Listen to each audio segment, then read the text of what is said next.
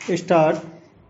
अनेक मामलों में देखा जाता है कि नौकरी में रहते हुए अगर किसी कर्मचारी की मृत्यु हो जाती है तो उनके परिवार का कोई सदस्य अनुकंपा के आधार पर नौकरी की मांग करने लगता है। इस आधार पर नौकरी देने का प्रावधान चूंकि सरकारी नियमावली में है और बहुत सारे लोगों को इस तरह नौकरियां मिलती भी रही हैं, इसलिए यह एक तरह से अधिकार मान लिया गया है। मगर सर्वोच्च न्यायालय ने इस व्यवस्था पर विराम लगाते हुए कहा है कि अनुकंपा के आधार पर नियुक्ति पाना कोई अधिकार नहीं बल्कि रियायत है। ऐसी नियुक्ति का मकसद प्रभावित परिवार को अचानक आए संकट से उबारने में मदद करना है। मामला यूं था कि केरल उच्च न्यायालय की खंडपीठ ने एक सरकारी कंपनी को नौकरी के दौरान हुई उसके एक कर्मचारी के मृत्यु पर उसकी बेटी को नियुक्ति देने पर पुनर्विचार करने का आदेश दिया था। इस फैसले को सर्वोच्च न्यायालय में चुनौती दी गई। जिस कर्मचारी की मृत्यु हुई थी उसकी पत्नी भी कहीं नौकरी कर रही थी।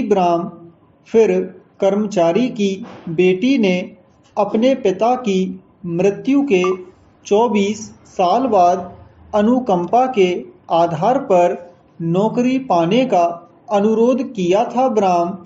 इसी आधार पर सर्वोच्च न्यायालय ने उसके दावे को खारिज कर दिया और कहा कि किसी की मृत्यु के 24 साल बाद अनुकंपा पर नौकरी पाने का अनुरोध नहीं किया जा सकता।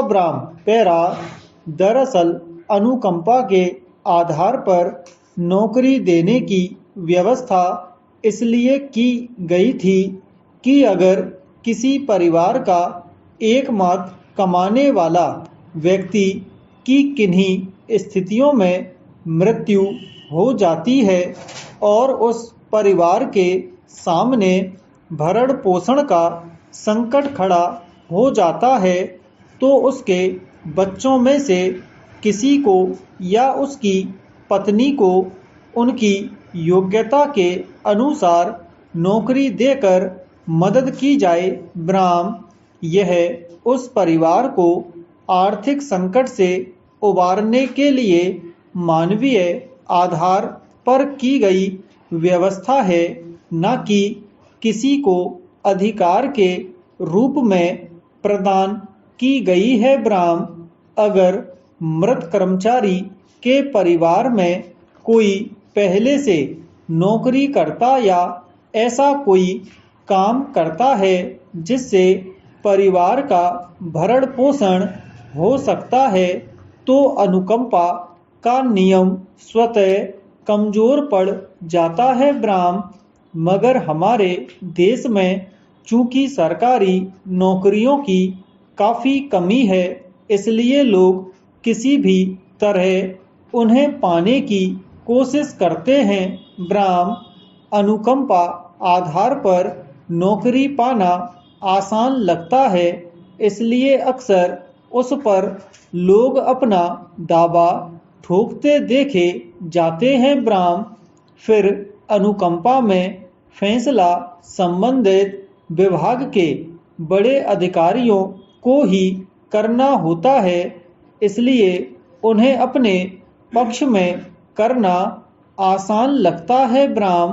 इस तरह कई ऐसे लोग भी नौकरी पा जाते हैं जिन पर अनुकंपा के नियम लागू नहीं होते।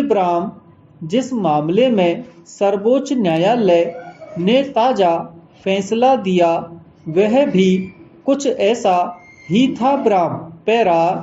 इस मामले में सर्वोच्च न्यायालय ने यह भी साफ कर दिया है कि अनुच्छेद 14 और 16 के तहत सभी उम्मीदवारों को सभी सरकारी रिक्तियों के लिए समान अवसर प्रदान किया जाना चाहिए। ब्राह्म वास्तव में जो अनुकंपा के आधार पर नौकरी के योग्य नहीं हैं, उन्हें क्यों इसका लाभ लेने दिया जाए। ब्राह्म इस तरह बहुत सारे योग्य लोगों का हक मारा जाता है। ब्राह्म यह मानवीय तकाजा है कि कंपनियों और सरकारी महकमों को संकट के समय अपने कर्मचारियों के परिवार के भरण पोषण की चिंता होनी चाहिए। ब्राह्म मगर